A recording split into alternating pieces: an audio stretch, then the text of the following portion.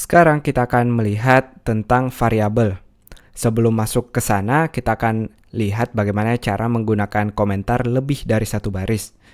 Untuk teman-teman yang belum familiar apa itu komentar, komentar adalah instruksi atau tulisan yang kita buat, tapi tidak akan dieksekusi sebagai kode, tapi hanya tulisan untuk yang membaca kodenya sendiri. Jadi semua yang kita tulis di dalam komentar tidak akan dilihat oleh user, tapi hanya untuk penulisnya atau pembaca kodenya seperti yang kita lakukan sekarang. Jadi bisa dijadiin petunjuk atau informasi. Kita akan bikin dia lebih dari 2 baris dan teman-teman boleh bikin 2 garis miring seperti ini untuk baris keduanya, atau untuk lebih dari 1 baris kita boleh nulis garis miring, tanda bintang, dan bagian akhirnya kita tutup dengan tanda bintang lalu garis miring kembali. Dengan cara ini teman-teman boleh ngasih berapa aja baris dalam tag komentar ini seperti ini. Kita lanjut belajar tentang variabel. Variabel adalah cara kita ngasih nama ke suatu nilai.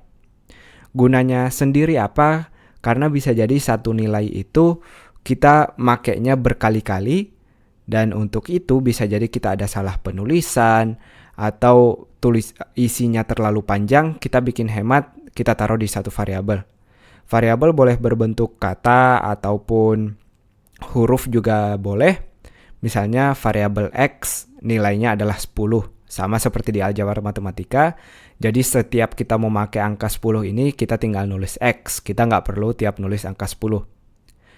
Tentu simpel kalau angka kita cuma 10, tapi bayangin kalau angkanya 1.283.741 dan kita sering mau pakai angka ini, kita nggak perlu nulis tiap kali angka ini muncul harus kita tulis. Saya sendiri aja udah lupa angka yang tadi saya sebut. Untuk itu kita cukup deklarasiin istilahnya atau menjelaskan variabelnya. Langsung aja daripada saya ngomong terus teman-teman capek dengarnya, kita akan lihat deklarasi variabel di sini saya taruh di dalam komentar. Jadi di bagian deklarasi variabel kita akan belajar membuat satu variabel di sini. Variabel X akan saya kasih nilai seperti yang saya sebutkan sebelumnya, 1.723.645. Saya yakin salah, nggak sama yang seperti saya bilang. Lalu X ini akan kita tulis sebagai pengganti dari konten yang sebelumnya kita tulis. Jadi saya bukan lagi akan ngeprint sekolah coding atau nampilin sekolah coding di tag wrap ini yang kita lihat, tapi hanya X yang akan saya tampilkan.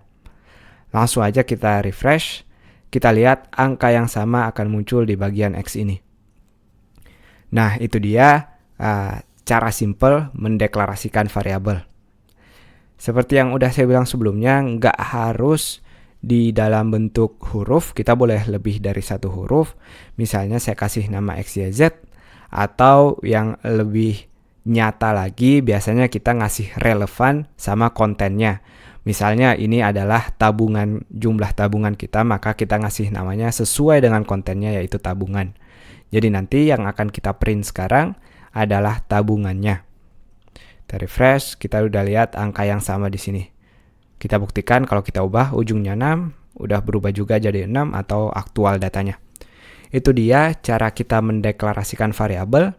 Jadi caranya dengan kata kunci var, lalu nama yang mau kita kasih, dipisahkan dengan sama dengan, dan isi dari namanya tersebut. Jadi kita ngasih kayak nama ke konten yang di sebelah kanan ini. Itu dia sangat simple cara mendeklarasikan atau membuat variabel pada JavaScript. Apa aja yang bisa kita isi di variabel ini ada banyak, kita akan lihat di video-video berikutnya.